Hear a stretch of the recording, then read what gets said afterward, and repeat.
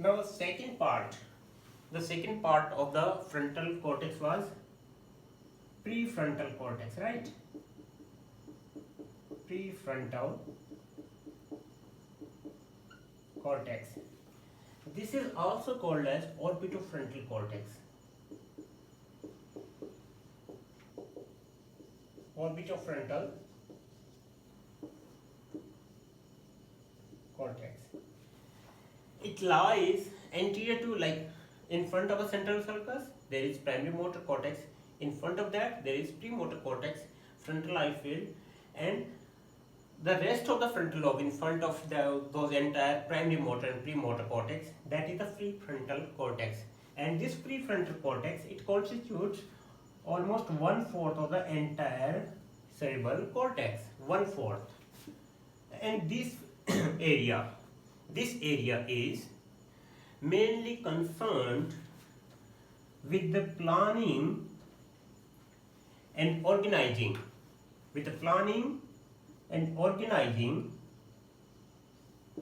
of intellectual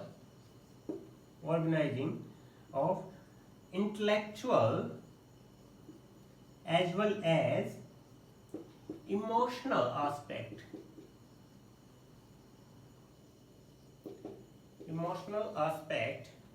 Planning and organizing the intellectual and emotional aspect of a certain behavior, right?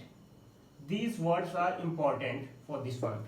Planning and organizing of intellectual and emotional aspect of a certain behavior. Like the premotor cortex was involved for planning of motor movements. Any motor movement that was performed, planning was first done in the premotor cortex. Similarly, the planning and organizing of intellectual and emotional aspect of a certain behavior. What does it mean?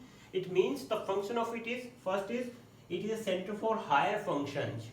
The emotional aspect, the social relationship with each other, all these aspects, the thinking, all these part of a certain behavior is controlled by the prefrontal cortex. This is also known as seat of intelligence. Now the seat of intelligence means it is involved in registering the short-term memory, very short-term memory. Like I'm taking the lecture, sometimes all of a sudden, like, I say something, and after, like, say 5 or 10 seconds, I realize that by mistake I said something wrong. Then I say sorry. Like if I say Broca's area is number 22, and immediately I realizes that I said Broca's area is number 22, or it should be 44 instead of 22. Then I'll say sorry, I said this thing that was wrong. It means in registering a bit by bit information and then realizing and using that bit by bit information in day to day, each and every daily course. Okay, each and every daily chores, whatever we are doing, the daily activity, that is by short term memory, and that is controlled by the prefrontal or orbitofrontal cortex. Now this is also called as, like, the function of this prefrontal cortex. One was like the planning and organizing. The second one is, this is center for the higher function. The third one, this is center of the intelligence. Okay. Fourth one, this is seat or the center of intellectual action. What do you mean by intellectual action? Intellectual action is, there are certain aspects of a certain behavior. Like say, we say procrastinate, means हम कोई भी काम टालते रहते हैं. That is called as procrastination. So opposite of that is prognosticate. So prognosticate is कि आप plan करो कि मुझे क्या प्लानिंग करनी है, what am I supposed to do tomorrow, after that what I will do. That is called as prognosticate. So it helps in, it is a center to prognosticate. It is also the center about the central theme of the thought, abstractness of the thought. Any thought comes to my mind and I will put those abstract that rough map of the thought into a fine-tuned copy, and then I will act on that the fine-tuned copy of my thought process. I will act on it. I will bring that abstract of thought into play. I will perform the thing. That is the central theme of the thought. And like say if anything happens to me, say anyone says to me anything, like any bad words, and I won't immediately react to that thing. That is also done by this prefrontal cortex. Means you will weigh the thing. What is good for you, what is bad for you. Weigh it up, and ultimately then you will give the doctored answer. You know that thing. Like say impulsiveness, control over the impulsiveness is done by the prefrontal or the orbitofrontal cortex.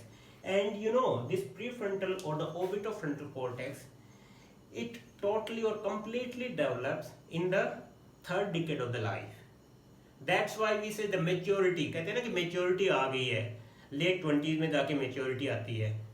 पहले कहते हैं youth है, आपने ऐसे ही थोड़ा बहकावे में आगे, या फिर ऐसे कहते हैं ना कि impulsively आपने एक्ट कर दिया होगा. Youth acts impulsively. The reason for that is that prefrontal or the orbitofrontal cortex is not fully developed yet. Like in you people, you are in your late like teenager or twin age, starting with twin age. This area is not yet developed completely. That's why the impulsiveness is there. In the mid of the third decade, it will get completely developed. Then the person will weigh the thing which is good for him or which is bad for him. Okay, and accordingly will act or react.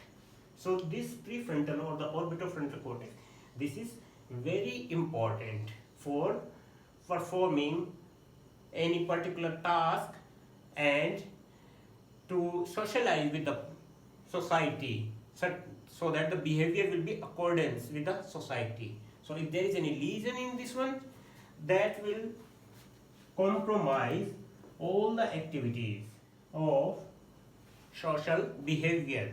So that lesion, if that there is lesion of the prefrontal cortex, that will lead into frontal lobe syndrome.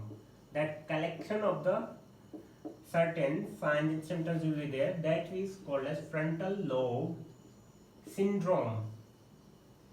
And what will be the features of the frontal lobe syndrome? First of all, there will be loss of concentration or the lack of the concentrating ability. Loss of concentration. Easily distracted. That person will get easily distracted. Right? There will be absence of lack of initiative to perform any task. Lack of initiative, or we can say the initiation lost. Initiative loss will be there. Okay. Then there will be absence of foresight.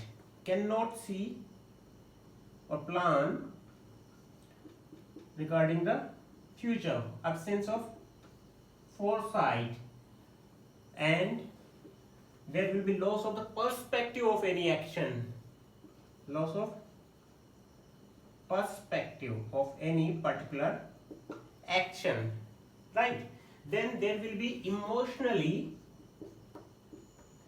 apathy, means emotionally indifferent. There won't be any emotion at all, either the good one or the bad one. There might be loss of emotion for the even for the family or the closest ones.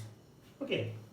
Then there will be, this term is called as abulia. Abulia means it is slowness of the intellectual activity. Everything will be slowed down. The thought process, slowness of the intellectual activity. Slow speech will also become the slow. That is called as abulia. Okay. Then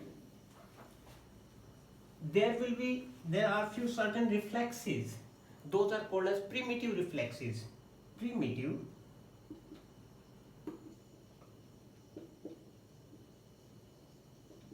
reflexes. What are these primitive reflexes? Primitive reflexes means these reflexes, they are present in a newborn baby, and along with the development they are automatically lost. Out of those, like there are example of two I will give you. One is suckling reflex. Suckling reflex, and the other one is grasp reflex. There will be return of these primitive reflexes in the person who is suffering from the frontal lobe syndrome. What is suckling reflex? Suckling reflex is like when you tap on the cheek, on the side of the mouth, then the head of that person will turn towards that stimulus. This is called as suckling reflex. This is present in the baby. Like as soon as the baby touches the nipple of the mother, then it will move his head toward that nipple and start sucking. That is the suckling reflex. That is the primitive reflex that's present in a newborn baby, and with age it automatically goes off. But there will be the return of this primitive reflex. This is one. The second one is grasp reflex. Like if you have seen in the babies, if you put anything, the baby tries to grasp it, right? That grasp reflex means due to the stimulation of the palm and this palmar surface area, palmar surface, there will be contraction of the hand muscles. That also goes off as the baby progresses, but in the person who is suffering from the frontal lobe syndrome, this will return back. So there will be the return of the primitive reflexes. So there will be loss of concentration, the person will get easily distracted, there will be loss of initiativeness, right?